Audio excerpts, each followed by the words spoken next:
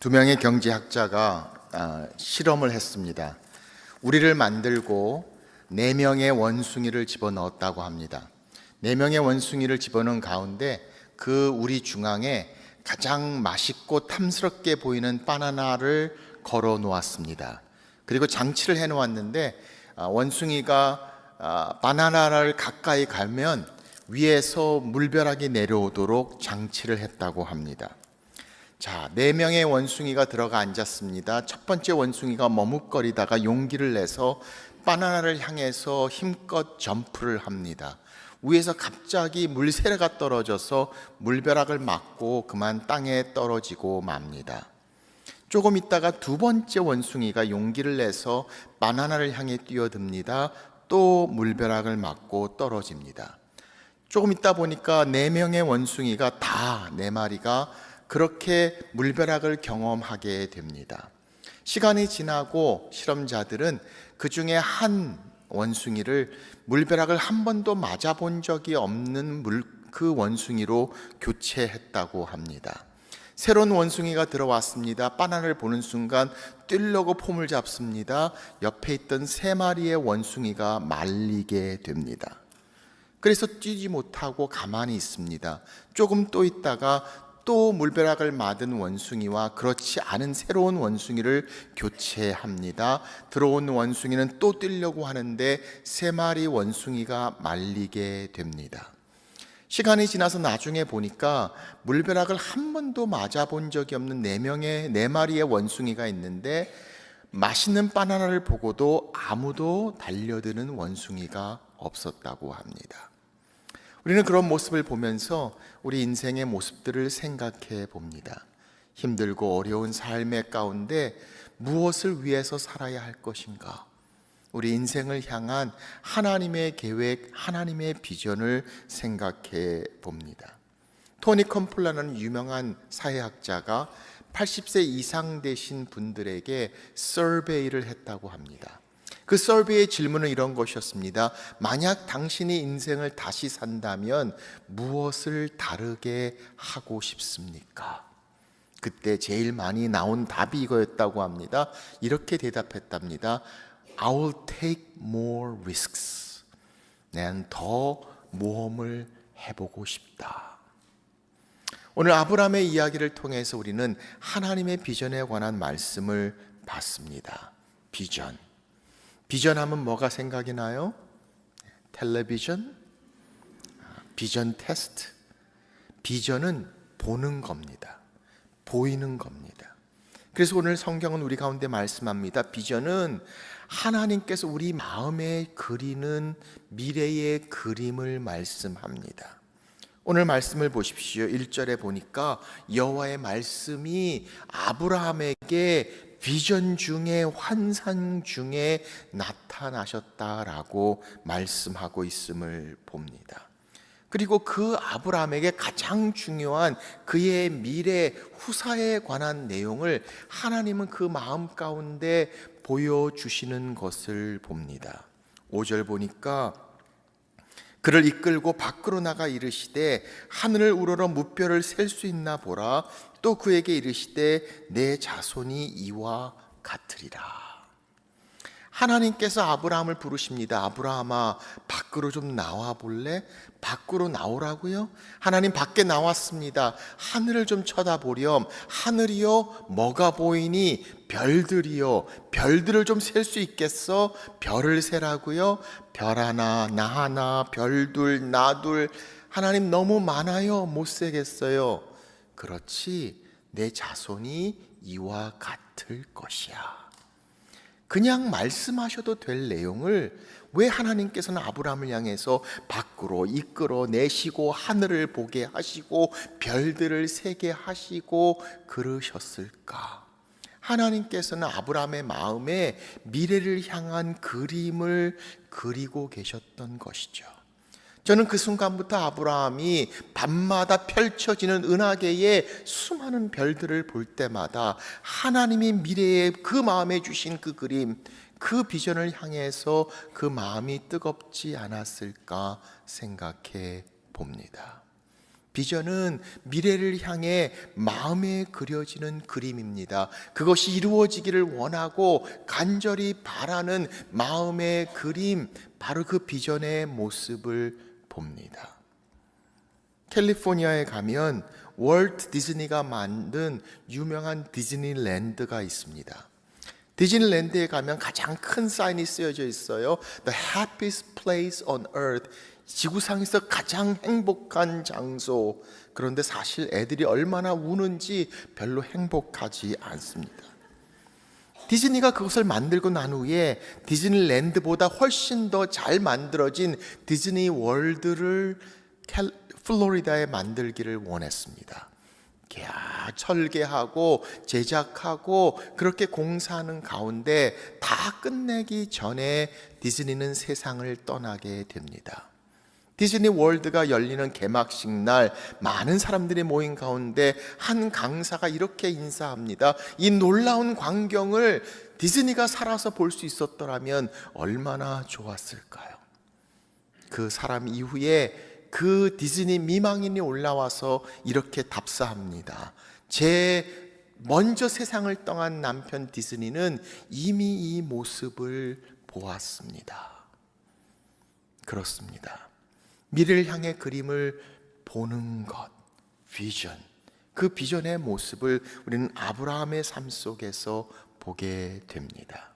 사랑하는 여러분, 오늘 우리가 보는 비전은 과연 무엇입니까? 미래를 향해 바라보는 하나님의 그림, 우리 마음 가운데 어떻게 그려져 있습니까? 생존을 향해 마지못해 하다 보니 어쩌다 그렇게 살아가는 우리의 인생이 아니라 이 땅에 사는 동안 하나님이 주신 목적, 그 비전 가운데 우리 마음에 그려지는 그림을 향해 나아갈 수 있는 비전의 사람, 오늘 성경은 우리 가운데 말씀하고 계십니다. 두 번째로 이 비전은 하나님의 약속의 말씀으로 옵니다. 많은 사람들이 비전을 얘기하지만 가장 중요하게 놓치고 있는 장면들이 있다면 바로 비전의 출처를 이야기합니다. 비전의 중요함은 이해합니다. 그런데 정작 비전이 어디서 오는가 정확한 답을 알 수가 없습니다. 세상의 많은 리더십 학자들은 연구합니다. 오랫동안 경험이 쌓여서 그게 우리 삶 속에 축적되는 가운데 특별한 영감이 발전될 때 비전을 보게 된다. 그렇다면 영감이 언제 생기는가 알지 못합니다. 그런데 성경은 우리 가운데 분명하게 말씀합니다. 그 비전은 하나님이 보여주시는 것이다. 오늘 말씀을 보니까 여호와의 말씀이 비전 중에 아브라함에게 임하여 라고 말씀하고 계심을 봅니다.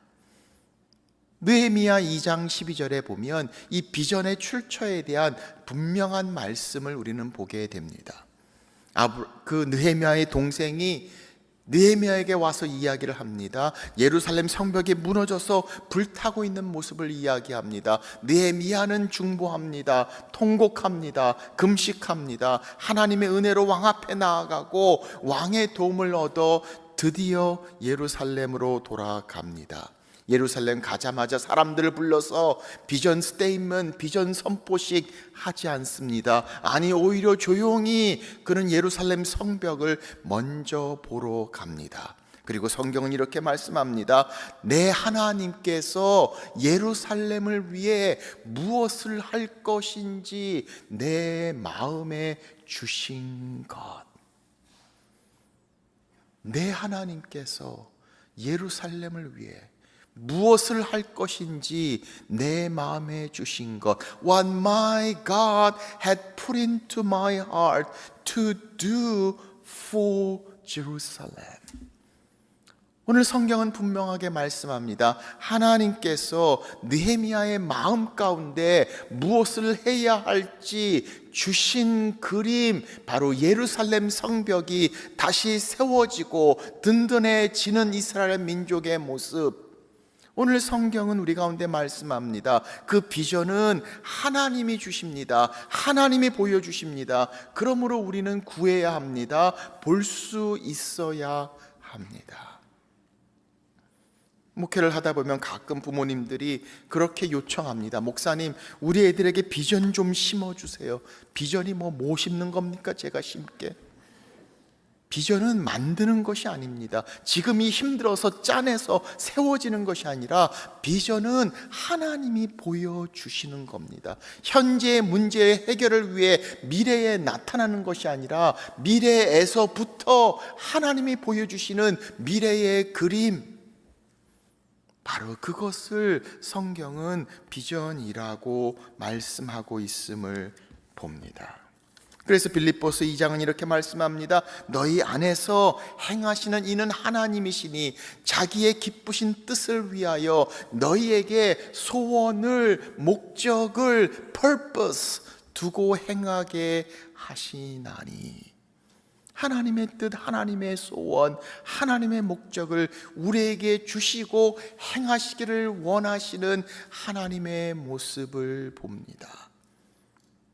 그래서 비전을 주시는 분이 하나님이세요. 그러니 하나님과의 깊은 교제가 얼마나 중요합니까? 느헤미야는 이렇게 이야기합니다. 내 하나님이 my God, 하나님과의 깊은 교제 가운데 주님이 보여주시는 비전을 보고 믿음으로 나아가는 삶의 모습을 말씀하고 있음을 봅니다.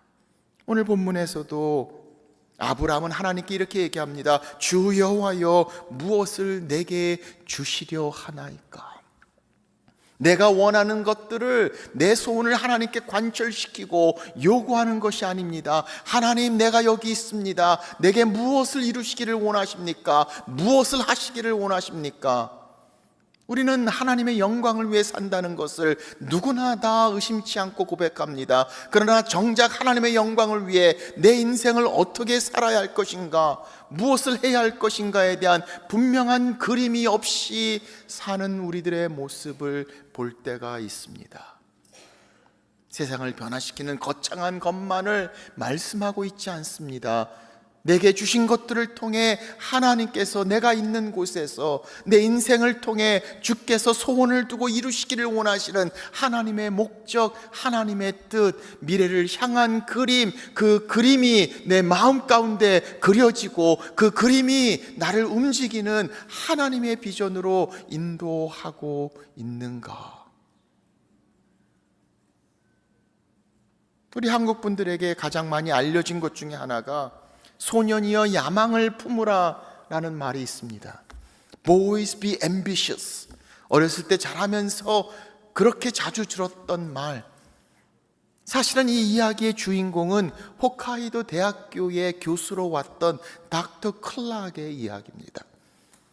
제가 일본 홋카이도 대학에 방문해 보니까 그의 동상도 있습니다. 1876년 교수로 그가 가는데 성경을 가르쳐야 되겠다고 이야기하는 그를 일본 정부 학교에서 어려워합니다. 그런데 워낙 필요한 사람이라 할 수 없이 받아들이게 되는데 닥터 클락이 일본의 홋카이도에 머물렀던 시간은 불과 1년에 불과합니다. 그런데 그 학교에 가보면 그 닥터 클락을 통해서 얼마나 기독교적인 비전과 영향력을 끼친 수많은 사람들이 정계와 일본에 어떻게 선한 영향력을 끼쳤는가를 연구해 놓은 것들을 봅니다. 그래서 원래 이 이야기의 시작은 Boys be ambitious for Christ. 그리스도를 위하여 야망을 품으라. 그러니 야망이 아니라 사실은 비전인 것이죠. 그런데 세상적으로 우리에게 흘러와서 우리는 소년이여 야망을 품으라 라고 전달해 받게 된 것이죠. 야망, 비전 어떻게 다릅니까? 때로는 우리는 야망이면서도 하나님의 비전이라고 이야기합니다. 하나님의 비전이면서도 내 욕심일까 두려워 함부로 나가지 못하는 모습을 보기도 합니다. 그런데 야망은 나로부터 시작합니다. 비전은 하나님이 보여주시는 것입니다. 야망은 나를 위한 것입니다. 비전은 하나님을 위한 것입니다. 예루살렘을 위하여 무엇을 해야 할지 하나님께서 내 마음에 주신 것. 이 창세기 15장 바로 전에 13장에는 롯과 그리고 아브라함의 이야기가 등장하지 않습니까?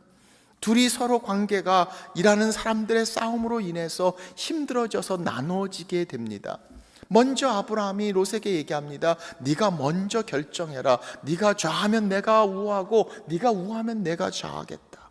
그때 성경은 이렇게 얘기합니다. 롯이 눈을 들어 사방 동서남북을 바라본즉 소돔과 고모라 땅이 땅값이 확 오를 것 같이 보입니다. 그래서 거기를 정해서 눈에 좋은 대로 가게 됩니다. 근데 롯이 바로 떠나고 난 직후에 성경은 말씀합니다. 하나님께서 아브라함에게 말씀하십니다. 너는 눈을 들어 동서남북을 바라보며 내가 내게 줄 땅을 보라.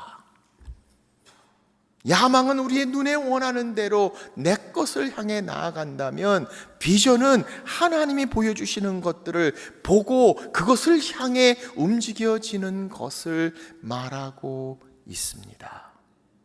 닥터 클락의 이야기를 통해 Boys, be ambitious for Christ. 예수 그리스도를 향해 비전을 가지는 삶의 모습. 하나님이 보여주시는 비전. 그러니 이 비전은 구해야 합니다. 기도해야 합니다. 하나님 내게 무엇을 주시기를 원하십니까? 하나님 내 인생에 무엇을 하시기를 원하십니까?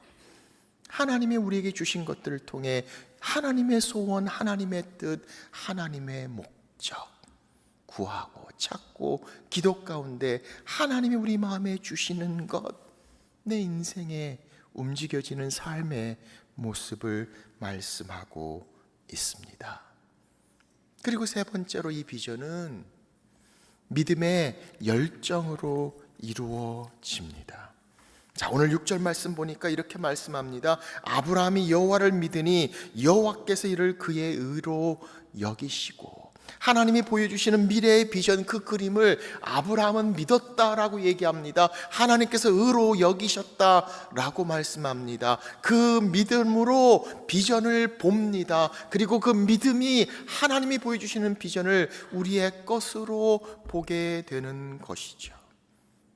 내 인생을 향한 하나님의 비전 볼 수 있습니까? 그것이 우리를 움직이게 하고 그것이 우리의 마음을 뜨겁게 하고 그것이 우리 인생에 나아가야 될, 그래서 주님 앞에 서는 그때까지 그래 바로 이것이었어, 내가 이것을 향해 이렇게 뛰어오고 지금까지 내 삶을 드릴 수 있었던, 그리고 아깝지 않고 후회하지 않는 바로 그것. 그런 하나님의 비전이 우리 마음 가운데 있다면 오늘 성경은 우리 가운데 말씀합니다. 믿음으로 열정으로 담당하고 나아가는 것, 예루살렘을 향해 무엇을 해야 할지. To do for Jerusalem. 그냥 단순히 원하는 것뿐만이 아니라 단순히 그랬으면 좋겠다는 것이 아니라 열정으로 무엇을 해야 할지 to do in action, 삶 가운데 이루어지는 행동, 순종, 열정, 믿음. 그래서 히브리서 11장의 믿음장에는 뭐라고 말씀합니까? 믿음은 바라는 것의 실상이요 보이지 않는 것의 증거라. 바라는 것은 우리가 원하는 거예요. 아직 이루어지지 않았습니다. 실상은 reality for sure, 이미 이루어진 현상입니다. 그런데 바라는 것의 실상이라고 이야기합니다. 증거는 보여야 증거입니다. 그런데 보이지 않는 것들의 증거라. 하나님이 미래를 향해 보여주시는 것, 우리의 바라는 것의 실상, 보이지 않는 것의 증거, 믿음이 우리로 하여금 하나님이 주신 비전을 순종케 합니다. 하나님께서 아브라함에게 그의 의로 여기시고, 그리고 7절 뭐라고 말씀하세요? 나는 이 땅을 내게 주어 소유를 삼게 하려고 너를 갈대아인의 우르에서 이끌어낸 여호와니라. 비전을 주시는 분도 하나님이시만 그 비전을 이루시는 분도 하나님이시라는 사실, 내가 너를 불렀다, 그리고 내가 너를 이끌어냈다, 그리고 내가 너를 축복하며 하나님이 우리에게 그 그림을 보여주신다는 것. 그러므로 사랑하는 여러분, 우리가 뛰어나서 능력으로 감당하는 것이 아니라 하나님이 보여주시는 비전을 향해 순종으로, 믿음으로 나아가는 것. 오늘 성경은 우리에게 말씀하시는 하나님의 비전의 모습을 봅니다. 우리가 잘 알고 있는 마틴 루터 킹 주니어, 1963년 링컨 스퀘어에서 20만 명이 모인 데서 한 유명한 연설, I have a dream. 그는 이야기했습니다. I have a dream. One day my little children would not be judged by the color of their skin, but by their character. 언젠가 내 4명의 어린아이들이 피부 색깔로 평가받기보다는 그들의 성품과 인격으로 평가받는 그날이 오기를 나는 바라보고 있다. 그리고 45년이 지난 후에 우리는 오바마 대통령을 맞이하게 됩니다. 그 마틴 루터 킹 주니어가 이런 말을 했습니다. 생명을 바쳐서 헌신할 일을 찾지 못하는 사람은 살아야 할 가치가 없는 사람이다. 좀 심한가요? 다시 한번 얘기해 볼게요. 생명을 바쳐서 헌신할 일을 찾지 못하는 사람은 살아야 할 가치가 없는 사람이다. 내 인생에 바로 이것이었어. 그래, 생명을 바쳐서 내 삶의 모두를 다 드려 이것을 볼 수 있다면 하나님 그리하옵소서. 제가 여기 있습니다. 우리 인생의 그것들을 이루며 주 옆에 서는 그때까지, 그래, 바로 이것이었어. 내 삶 전체를 통해 하나님께서 그렇게 나를 세우시고 준비하시고 사용하시고 여기까지 오게 하신 하나님의 비전, 그 일 내 삶 속에서 하나님 이루어 주옵소서.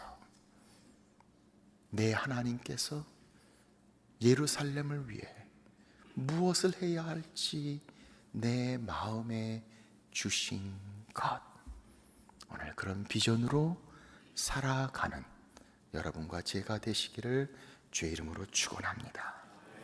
기도하겠습니다.